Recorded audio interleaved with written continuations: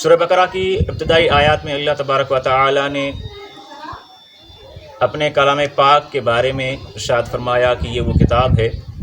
جس میں کسی شک و شبہ کی کوئی گنجائش نہیں ہے، شک و شبہ سے پاک کتاب ہے، اور اس کے اندر متقین کے لیے ہی جو آیت مبارکہ ہے اس کے مطابق اس میں متقین کے لیے ہدایت ہے، جو اللہ تعالیٰ سے ڈرنے والے ہیں، جو پرہیزگار ہیں، نیک ہیں، ان کے لیے یہ ہدایت ہے اس کلام پاک میں۔ پھر اللہ تبارک و تعالیٰ نے اب آگے یہاں جو میں نے آج آیت مبارکہ کی تلاوت کی ہے اس میں اور اس سے اگلی آیت میں اللہ تبارک و تعالیٰ نے ان نیک بندوں کی نشانیاں بیان کی ہیں کہ وہ نیک بندے کس طرح کے ہوتے ہیں، ان نیک بندوں کی کیا علامات ہیں، کیا نشانیاں ہیں، کیا اوصاف ہیں۔ اللہ تبارک و تعالیٰ نے ارشاد فرمایا، اعوذ باللہ من الشیطان الرجیم، بسم اللہ الرحمن الرحیم، الذین یؤمنون بالغیب، جو غیب پر ایمان رکھتے ہیں۔ اب غیب کس کو کہتے ہیں؟ علماء کرام بیان کرتے ہیں کہ جس چیز کے بارے میں انسان عقل سے نہ جان سکے یا جس چیز کے بارے میں انسان کو معلوم نہیں اور نبی صلی اللہ علیہ وسلم کے بتانے سے، خبر دینے سے معلوم ہوئی ہو، وہ سب غیب میں شامل ہے۔ اللہ تبارک و تعالی کلام پاک،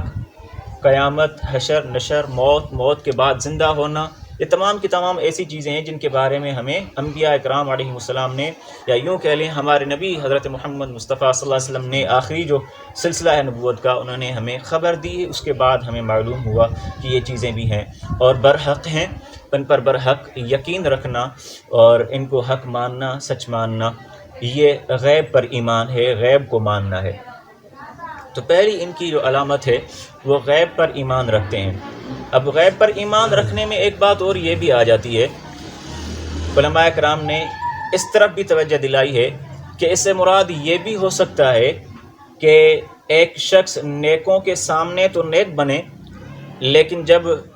اپنے یار دوستوں میں جائے جن سے بے تکلف ہو کر وہ زندگی گزارتا ہے، جن کے آگے تکلف نہیں کرتا، جن کے آگے وہ بناوٹ کو ظاہر نہیں کرتا، اپنے صرف ظاہر کو جو ہے وہ ظاہر نہیں کرتا، اپنے باطن کو بھی ظاہر کرتا ہے، وہاں پر جا کر پھر وہ اللہ تعالیٰ کا نافرمان بن جائے، اللہ تعالیٰ کے احکامات کو چھوڑ دے، تو یہ بھی اس پر آتا ہے کہ جو ایسا کرتا ہے اس کا غیب پر ایمان نہیں ہے۔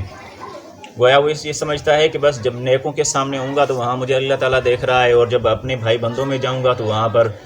جو ہے وہ مجھے شاید اللہ تبارک و تعالیٰ نہیں دیکھ رہا، نعوذ باللہ۔ تو یہ غیب کے ایمان لانے کے متعلق علماء اکرام نے تفسیر کی ہے، اس کی تفصیل سے انشاءاللہ ہم گفتگو کریں گے، اور آیت مبارکہ ہے باقاعدہ کلام پاک کے اندر کہ یہ کچھ لوگوں کی نشانیاں ہیں جو ایمان والوں کے سامنے آئیں تو کچھ اور ہوتے ہیں، اور جب ایمان والوں سے دور ہو جائیں، چلے جائیں، تو ان کا کردار ہی کچھ اور ہوتا ہے۔ یہ باقاعدہ قرآن پاک کی آیات ہیں۔